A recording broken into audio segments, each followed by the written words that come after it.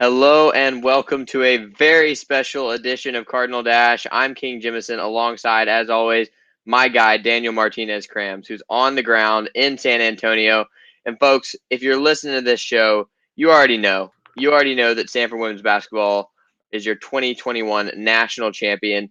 It was a dramatic game. I would never call it pretty, but the Cardinal outlast Pac-12 rival Arizona 54-53 and collect the program's third national championship, snapping a 29-year title drought, and that's all anybody could talk about. But Tara the GOAT just keeps moving up the record books in another way and proves that Stanford not only is a consistent power, they're one of the elites of the sports yet again. And I think it was such a great relief to see those players, after everything they've been through this season, come through with the program's third title. But Daniel, just you were there. You've been following this team all season. What are your reactions to what was really an excruciating game, and one I'm just glad it turned out the right way? Tara VanDerveer win 1,125. That leads the way. She is the GOAT. Just absolutely incredible what she was able to do with this team, with this season. They went through a ridiculous amount to get to this point. Stanford, from the get-go in that game, looked like they could run away with it. It looked like the first time they played Arizona in Arizona, where Stanford just steamrolled them. It was a 27-point game. And in some respects, I expected that tonight. I knew it was going to be a tough game, but I thought you're giving a team a third chance for Tara VanDerveer to scout you. I thought that was a chance for Stanford to just blow them out of the water. But what happened is there was turnovers, there were nerves, and Stanford showed that it's really hard to play elite basketball, which makes a lot of sense. They've been going at this for a very long time. It's been an incredible season, and you're going to have games where you're not playing your best basketball. But they found a way to win nonetheless. And my second reaction is that Haley Jones needs to be in the conversation for best player in the game. Her performance in this tournament as a sophomore was just incredible. There's a lot of hype, of course, about Ari McDonald of Arizona and Paige Beckers and Caitlin Clark and Melissa Smith and all of these amazing players. But Haley Jones absolutely has to be up there with what she's doing right now. She can create her shot at any time. She's locking in defensively. That's obviously a work in progress. But what Stanford has been able to do is just remarkable. Those are my 2 points that I'm starting with, but just an incredible, incredible season. Hard to sum it up in any words. It was an incredible season. I would say this was not Stanford's most incredible game, and maybe that's even more of a credit to Tara that her team was able to win on an off night. And it wasn't just an off night shooting. Stanford shot the ball okay from the field, 42%. That's not going to kill you. Only 28% from three, but it was 21 turnovers that kept Arizona in the game. And in a low possession game, that turnover rate is just absurd. So to be able to overcome that, Stanford had to absolutely D up, and that's just what they did. They played some phenomenal defense throughout the game, held Arizona to under 30% from the field, second lowest total ever in a national championship game, and most importantly, on the final possession, after yet another turnover, gave Arizona one last chance. They walled up against Ari McDonald and gave her no chance. I mean, she had nowhere to go. Honestly, she would have been much better to pass out of that triple team. She had a teammate wide open on the wing. But you know what? She got them there. She earned the right to take that shot, and it still almost fell, a turnaround from well outside the three-point arc. Just an incredible finish to a wild game. Again, it's hard to describe as a pretty game, but I think that's even more of a credit to Tara and this team. Nothing about this season has been pretty. Nothing about this season has been conventional, and all they've done is win throughout it. And I think that this game was something Stanford was better prepared for than anybody else in the country. Absolutely well prepared for it. And going back to that defensive sequence, I think this is one of those points where Tara VanDerveer won the coaching battle. She told her team, lock in, the ball is going to Ari McDonald. And on the other sideline, Adia Barnes says, no matter what, Ari McDonald is taking the last shot. And if you're smart in that play, Arizona only needs a 2. You get the ball in to Ari, she passes out of it because you know Stanford's going to be trapping, and Arizona has a shot to be walking away with the national title. Instead, incredible defense from, of course, Anna Wilson, but then Lexi Hull, who also went over and trapped, and Cameron Brink, who went over and trapped, and forced up just a prayer of a 3, and it doesn't go in. So at the end of the day, Stanford is walking away happy, and Aari McDonald is on the ground in tears, and Williams is over there congratulating her on just an absolutely phenomenal career, but one that doesn't end the way she wants it to, because Tara VanDerveer says, we're just going to take away your best player. We're going to take away what you like to do. And that's what Stanford did all night long. And it started with Wilson, as it has been all season. I remember we were previewing the tournament, and I said, I like Stanford in any matchup because of Anna Wilson. We know guard play is so important in March and April, and Anna Wilson can take away almost anyone. We saw her struggle against South Carolina. She did not have a good game against Zia Cook. But outside of that, Anna Wilson has been phenomenal. She showed it once again tonight. Aari McDonald was 5 for 20, just 5 for 20. On the season, she shot 25.8% against Stanford. For the rest of her career, rest of her games this year, 43.8%. Just absurdly worse against Stanford, and that has to all be credited to Anna Wilson. Yeah, and if you look at her numbers inside the arc, McDonald was 1 of 11. So she was 4 of 9 from 3, which that's a good number, and that's really what kept Arizona in the game in the second half. But she just started launching, and it felt like everything was falling for her outside of the arc. But when she got into the paint, Stanford walled up. The defense was absolutely incredible. They surrounded her, understanding that, she just doesn't have the supporting cast that you need as a star trying to lead your team to a championship. She doesn't have a team full of shooters who, when she drives in, she can kick it out to for an open three. It's on her to score. And Stanford recognized that. They double and triple teamed her every time she entered the lane. And the only thing McDonald got all day was shots from the outside. And even those were always contested. She just happened to be making them. An incredible run for her. I also think a big credit to McDonald's game is she got the free throw line 12 times in this game, because she put a lot of pressure on Stanford's defense.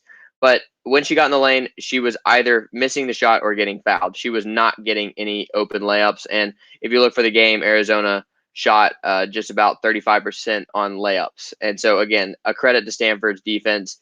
I think that Stanford solidly outplayed Arizona in this game. I mean, Arizona was in it because they shot 16 more free throws and had 15 fewer turnovers. So they were staying in the game because of Stanford's foul trouble and because Stanford couldn't hold on to the ball. But the Cardinal shot the ball much better. They had Haley Jones, who was the most efficient player on the floor, and you could definitely argue the best player on the floor, even with McDonald standing on that other sideline. They got solid game on the inside from Cameron Brink. She was the tallest player on the floor. There's really nothing Arizona could do to stop her when they got it inside. It just felt like Stanford made it way too hard on themselves, though, because it's like, okay, why don't we just throw it into Haley and Cameron and let them finish at the rim, because there's nobody who can stop them on Arizona's side. They were not defending the paint well, and yet it felt like Stanford just made it too difficult on themselves with the turnovers. They were struggling from the outside, just 4 of 14 from 3. And so, Stanford, they earned this championship in every way, and I think all the more because they didn't play their best and they were still came out as the national champions. And that's the big key, is that Stanford talked about wanting to peak in March and April. They didn't. They never got to what their best basketball could be. I think the best that we saw them play was probably the Pac-12 championship against UCLA, and I think the second half against Louisville. They've had some amazing runs, amazing spurts, but never a complete game where you felt this is everything that they could do. And that's why Tara VanDerveer loves coaching. She wants the next challenge. She wants the next puzzle. But in this game, Stanford had 0.794 points per possession. That is not elite by any stretch of the imagination. We've talked about the turnover problems, and a lot of that has to be credited to Arizona, which had, I think, 10 steals. Just an incredible defense, very aggressive. McDonald's in your face. They stayed with Stanford. They made this a very, very difficult game. Stanford survived, though. They've been through so many tough moments. They've been on the road. They've been dealing with this year as much as anyone. And at the end of the day, they were able to come out on top because they have great leadership, because they have a deep bench. We can't overlook the minutes that Alyssa Jerome gave. even able to put in Jenna Van Geitenbeek for a few minutes. That was never in the game plan, I don't think, for Stanford. I don't think they expected either of those players to have to come in and give minutes, but because of foul trouble, which we pointed out, Arizona got to the line a whole bunch and a lot more than Stanford did, even though I didn't think Stanford was playing much more physical than Arizona, but Arizona got those fouls and Stanford went to its bench and it all worked out. Yeah, that's just a credit to the resilience of this team and to its depth. As you just said, this is the deepest team in college basketball. I mean, when you're bringing a player like Ashton Prechtel off the bench, she was hot in the first half, cooled off in the second half, but we know what she did to win over Louisville and had a big role in the semifinal win over South Carolina as well. But again, I'm not taking anything away from this team. The way they were able to win, I think it's more of a credit to their defense, to the variety of ways in which they could win, that they were able to have a game in which Kiana Williams, 2 of 6 from the field, has 6 turnovers, has more turnovers than points, and yet you win. When your best player coming into the tournament has an off game and you're still the national champion, I mean, that goes to show so much about your team. And Stanford, the first team in the history of the men's and women's Final Four to win both games by 1 point. I'd be interested to know if they were the first team in the history of either Final Four to have their opponents have the last shot and miss both times, and in the South Carolina game miss twice on the final possession. But that's not luck. They played their way into this position, and in both of those situations, they played good enough defense to prevent those final shots from falling in. Particularly tonight, when Ari McDonald just threw up a prayer, and I was expecting that Arizona would get a much better look than they did. But Stanford turns it over on 31% of their possessions and still win. That means you were very efficient with those other possessions and you were playing fantastic defense. But Daniel, we know that this Stanford team is the tops in the nation this season. Finished 31-2, Pac-12 regular season, Pac-12 tournament, and now national champions. They accomplished everything that they could accomplish in this slightly COVID shortened season. But where does this team rank in the history of the program? I mean, the 3rd national championship, the first since 1992, but man, there's been a lot of good teams in that span as well. I think I have to defer to Tara VanDerveer on this, and it's going off of what you were just talking about. Both Final Four games, the opponent had a shot up at the last second and could have won it. Both times, the shot fell off, did not go in. And VanDerveer's quote was, "Sometimes you got to be lucky. We were fortunate." And for so many years, Stanford did not have that luck.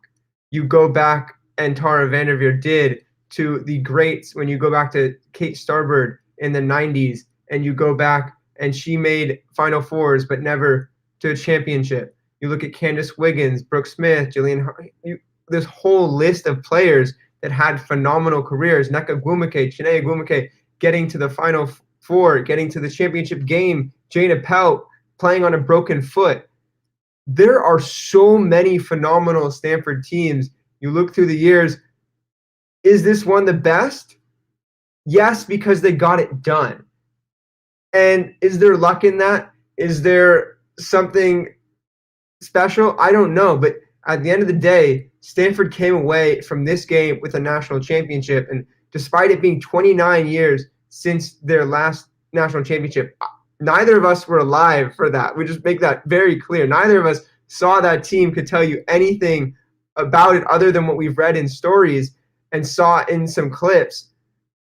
It's been a long time. It's hard to compare this game to the game then, because then when Katie Stedding and Jennifer Azzi were recruited to Stanford, there was no three-point line. And because Tara VanDerveer was such an early adopter of the three-point line, Katie Stedding, who is now an assistant coach for the Cardinal, had 6 3-pointers in the championship game in 1990, and Stanford won that one. That's still the record for a national championship game.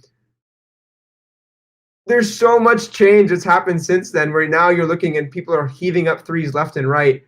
But I think at the end of the day, Stanford going 31-2, playing through COVID, winning the Pac-12, winning the Pac-12 tournament, now winning the NCAA tournament in San Antonio, they can lay claim to the best team in program history.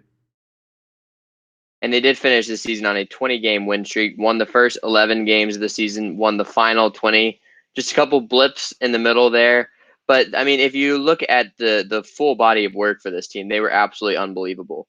And if you look really through the first 4 rounds of the tournament, again, unbelievable. You take out that first half against Louisville, nobody could touch them until the Final Four. And, of course, you play 2 really good teams in the Final Four. Of course, they're going to be close games. What's interesting to note is that it's Stanford that played poorly and yet they were still able to win. I mean, you don't see as much from you expect from Kiana Williams. You see the turnover problems, you see foul problems, and yet in both games, Stanford beat a very talented opponent and were able to withstand a better performance from their opponent. And so that just shows that if you look at this team in terms of its roster and its accomplishments, I think they are the best in program history. And I think Tara talked about how this was such a special team for her. And I think that goes to what they had to overcome to get to this point. I mean, no team in the history of sports has had to go through so much adversity in terms of so much time on the road, so many restrictions on their life, so much more of a job than these college athletes were ever expected to have to go through. And they came through it as an incredibly cohesive unit and saved their best basketball for last. I'd say maybe they saved it for the second half of the Louisville game, but they were able to save their best defense for last and were able to fight through 6 really tough games in the bubble in San Antonio. No home court advantage in this tournament. Every team was going in there feeling like they had a chance to win, and Stanford just blew the doors off Missouri State, blew the doors off Oklahoma State. That's a solid Oklahoma State team, by the way. That was a tougher second-round matchup than most one seeds would have liked to face. They absolutely dominate the second half against Louisville. In South Carolina, it's a back and forth battle throughout. You get just a huge performance from Haley Jones, including the offensive rebound and just step back jumper. It was so beautiful to give a 1-point lead. And of course, could have won that game much easier, but again, a turnover gives a run out for South Carolina. That ball happens to 2 shots, bounce off the rim. Stanford survives. And then again in this game, they controlled this game against Arizona throughout. Controlled it throughout. A couple turnovers at the wrong time give Arizona a chance, but ultimately Stanford's defense wins in the game, wins the 3rd national championship. And Daniel, we haven't mentioned this to this point, but could extend Stanford's streak of consecutive years with at least one team national championship to 45. So that's 45 straight years in which Stanford has had at least one NCAA championship, an incredible record for an incredible athletic department. And, this year kind of felt a little more skeptical or a little more uncertain than any year in the past, at least in our time at the farm, because you see a lot of programs at Stanford, either maybe they don't even have a season, maybe their season's completely altered, happening at a different time. Maybe you got some teams like women's soccer, women's volleyball, who are staples and had major turnover this year, not quite as competitive as usual. But women's basketball comes through for the first time in 3 decades. And again, major shout out to Haley Jones for, I mean, she was the glue for Stanford throughout, in the sense that she did everything. She was a triple-double threat in any game with the way that she rebounds the basketball. Of course, she can score in a variety of ways. And of course, she is a great point forward. I love how they introduced her as the point forward. Her ability to pass with her size is unparalleled. It's LeBron James-esque. But in the Final Four, she found her jumper. She was shooting the daggum basketball. And that's what Stanford needed, because everybody else was cold. But Haley Jones got hot at the right time and very deservedly won the most outstanding player for this tournament as a reward for that. She definitely had my vote for that. Incredible tournament, how much she grew into that role of, for much of the season, or rather at the beginning of the year, Haley Jones was back. She's coming off an injury and she's just playing incredible basketball. But then as the season kind of grew, Kiana Williams really asserted herself as the point guard. Everything was running through her and things were going smoothly, and Stanford just built upon that. But over this last weekend, Stanford has really turned to Haley Jones, and Tara VanDerveer had a great quote at the end of the game. She said, "Down the stretch, we were looking to Haley." And I think that tells you a lot about what she thought about this sophomore. And she told her at halftime, "You go out and play a good halftime, a good second half, you will be the most outstanding player." She was, and the rest is history. And we'll get into it in a little bit, but she is the future of Stanford women's basketball. that is everything that they're going to need to do next year. But just trying to wrap this up on this last topic of best team in program history, they're all building on each other's shoulders. And it's so incredible to see Nneka and Chiney Gwumike, who are at the game today. Tempe Brown is there. Coach Amy Tucker, who's now an administrative assistant, was there as well. Bernard Muir was there. This is a whole athletic department cheering on Stanford. And that 45-year record is just truly incredible for a department to have a national championship every year. I talked to Jennifer Azzi the other day, and it's a shame that the department is getting smaller. It is absolutely a shame that the department is getting smaller. And listen, that's fewer chances. It's fewer teams that are able to extend that streak to 46.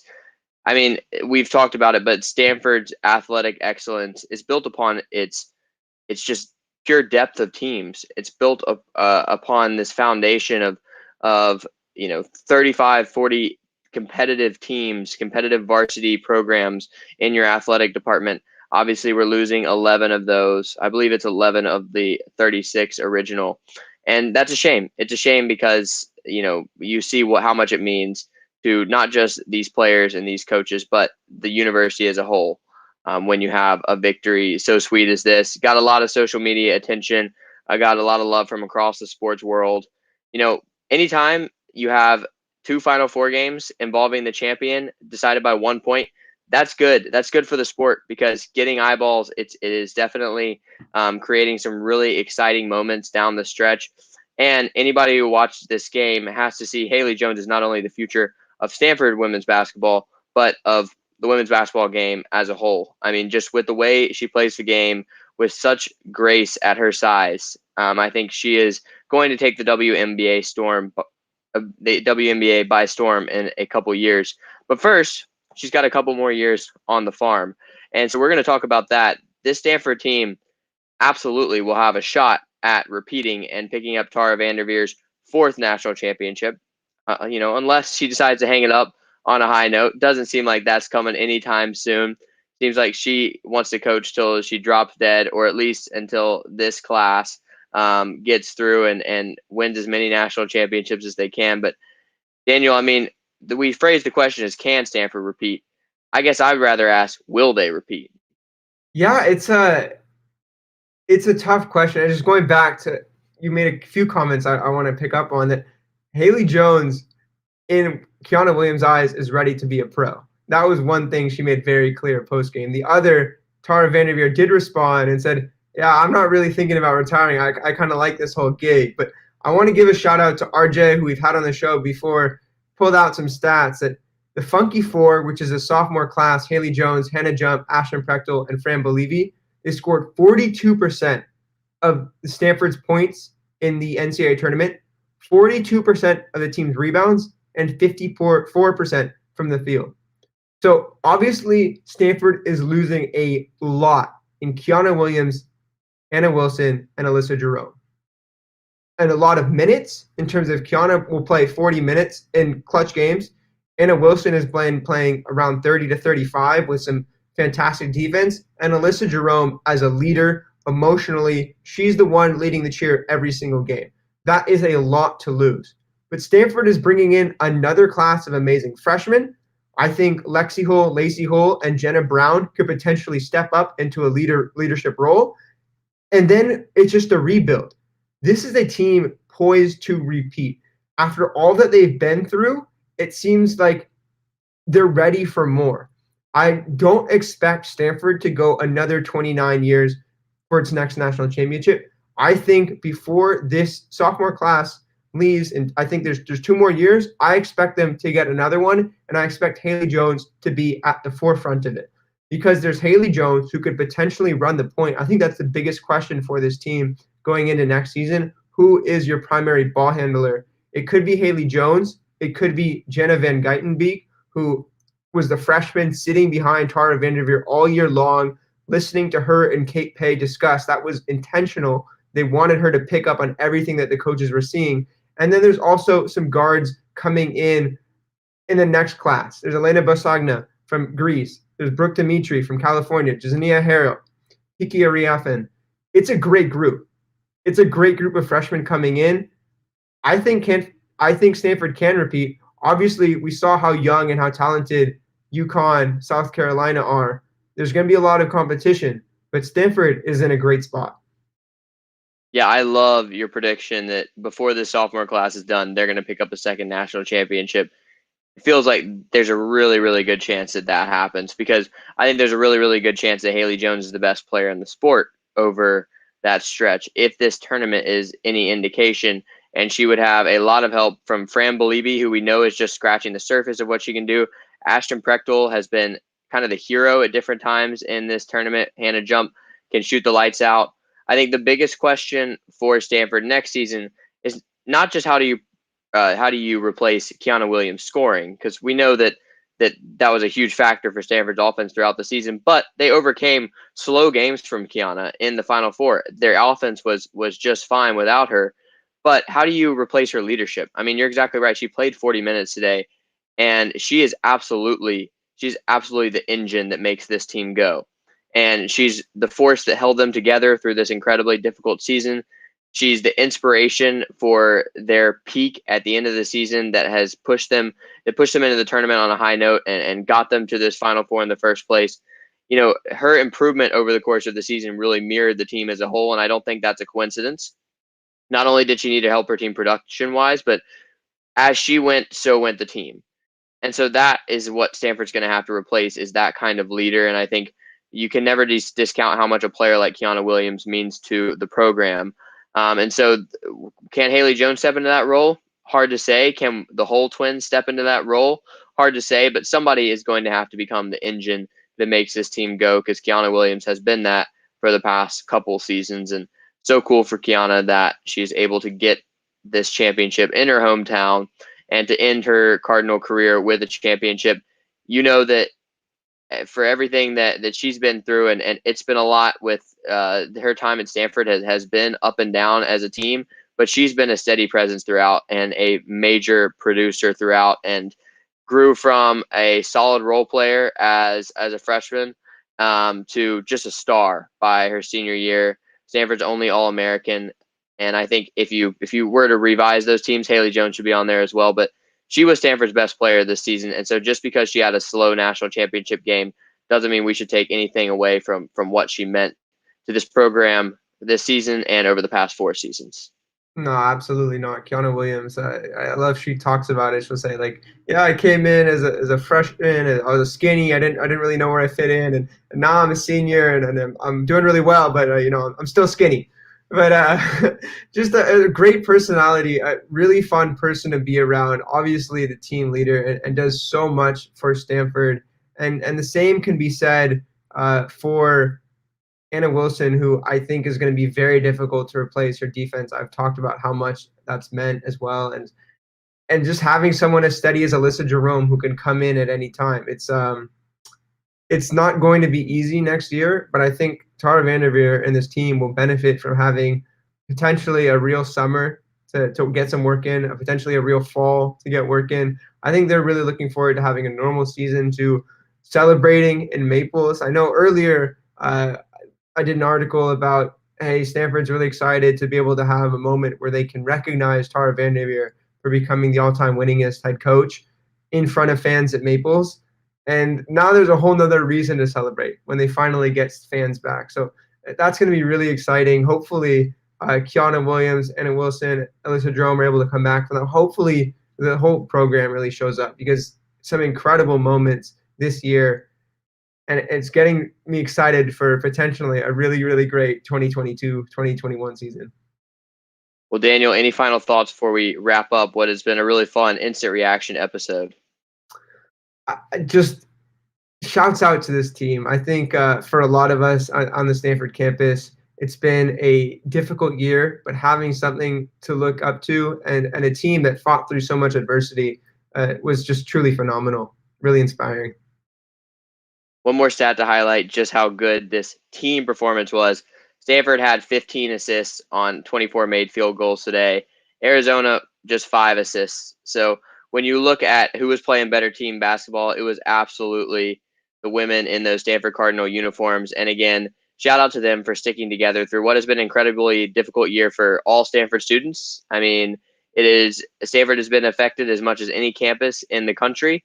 And yet this team was able to go out and achieve their ultimate goal despite all of that. And Stanford wins the national championship over Arizona 54-53, two thrilling 1-point victories in the Final Four. And Tara VanDerveer picks up her long overdue third national championship. Maybe her first 29 years, but maybe won't be the only of this next couple of seasons, because there is a lot of production returning for the Stanford team. But thank you, as always, for listening to Cardinal Dash. I'm King Jemison alongside Daniel Martinez Crams. And now we're kind of getting in even more into off-season mode, but we'll be back with more coverage of everything Stanford sports next week. So thanks for listening, and go Card.